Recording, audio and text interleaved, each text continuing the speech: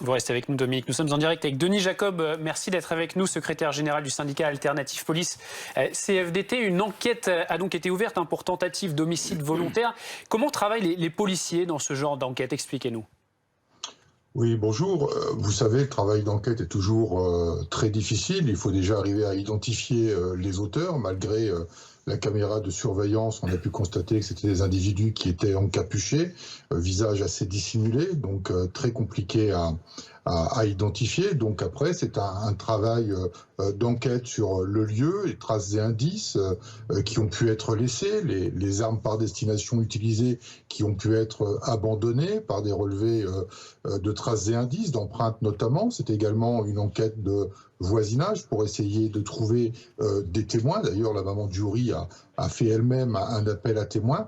Et tout cela pour avoir des éléments probants et concordants afin d'arriver à identifier les individus qui ont commis cet acte abject qui est ni plus ni moins que de la barbarie.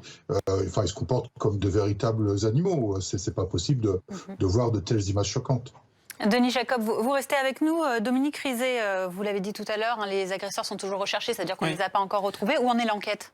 Alors l'enquête, écoutez, elle a été confiée à la police judiciaire de Paris. Denis le disait tout à l'heure, Denis Jacob, donc les tracés indices, effectivement tout ce qu'on va retrouver sur les lieux. Il y a deux éléments qui peuvent permettre, et on ne va pas les donner ici, mais il y a deux éléments techniques qui peuvent permettre de retrouver assez rapidement ces gens, ces personnes, ces agresseurs. On va laisser faire l'enquête et on ne va pas donner plus de choses parce que ce serait nuire en tout cas au travail des enquêteurs. Donc deux éléments qui vont permettre sans doute très très vite de remonter jusqu'à ces agresseurs dont, je vous le rappelle, il pourrait s'agir d'une bande, il s'agit d'une bande venue de Vanves qui touche le 15e arrondissement, c'est juste à côté. Denis Jacobs, des bandes ultra-violentes et très jeunes à Paris, est-ce que c'est un phénomène qui est de plus en plus courant ?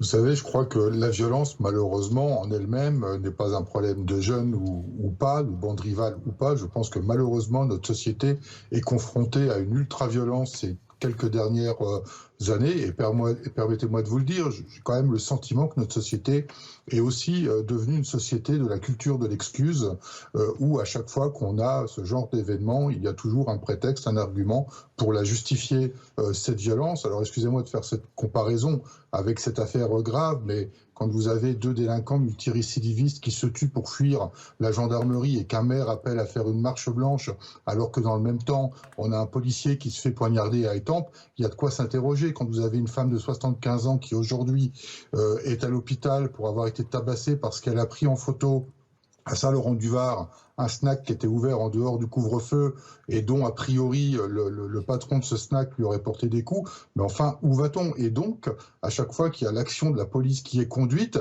elle est tout de suite vilipendée, c'est tout de suite une police violente, une police qui fait usage de la force. Donc l'autorité de l'État, elle est mise en cause. Et comme l'autorité de l'État, elle est mise en cause, certains se croient autorisés à faire ce qu'ils veulent impunément parce que derrière, il n'y aurait pas de réponse pénale forte. Donc il faut mettre tout ça dans une globalité de ce qui se passe aujourd'hui dans notre pays. Il faut véritablement s'interroger sur toutes ces formes de violence. Merci beaucoup, Denis Jacob, d'avoir répondu à nos questions. En direct sur ce plateau, je le rappelle, vous êtes secrétaire général du syndicat Alternative Police CFDT.